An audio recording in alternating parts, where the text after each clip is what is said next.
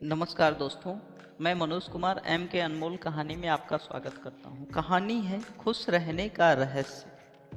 बहुत समय पहले की बात है। एक गांव में एक महात्मा रहते थे।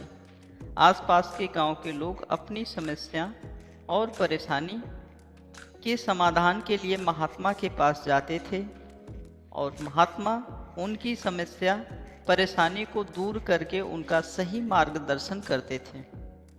एक दिन एक व्यक्ति ने महात्मा से पूछा, गुरुवर, संसार में खुश रहने का रहस्य क्या है?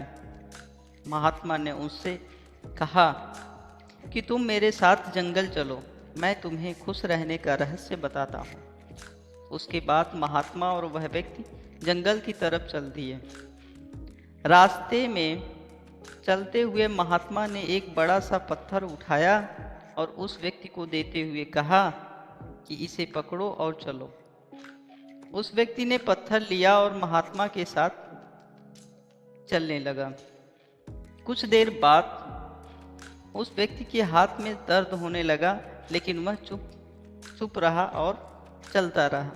जब चलते चलते बहुत समय बीत गया और उसे व्यक्ति से दर्द सहा नहीं गया, तो उसने महात्मा से कहा कि उसे बहुत दर्द हो रहा है।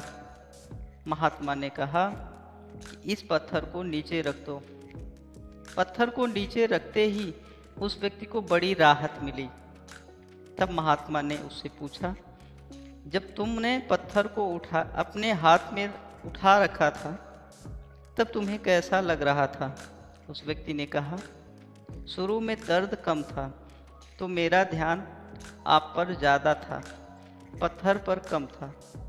लेकिन जैसे जैसे दर्द बढ़ता गया, मेरा ध्यान आप पर से कम होने लगा और पत्थर पर ज़्यादा होने लगा, और एक समय मेरा पूरा ध्यान पत्थर पर आ गया और मैं उससे अलग कुछ नहीं सोच पा रहा था।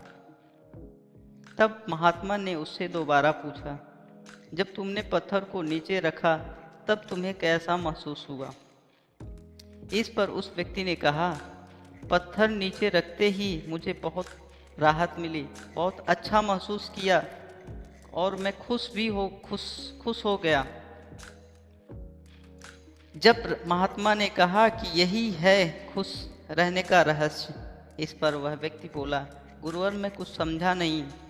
तब महात्मा ने उसे समझाने से हुए कहा कि जिस तरह इस पत्थर को थोड़ी देर हाथ में उठाने पर थोड़ा सा दर्द होता है, थोड़ी और ज़्यादा देर उठाने पर थोड़ा और ज़्यादा दर्द होता है, और अगर हम इसे बहुत देर तक उठाए रखेंगे तो दर्द भी बढ़ता जाएगा।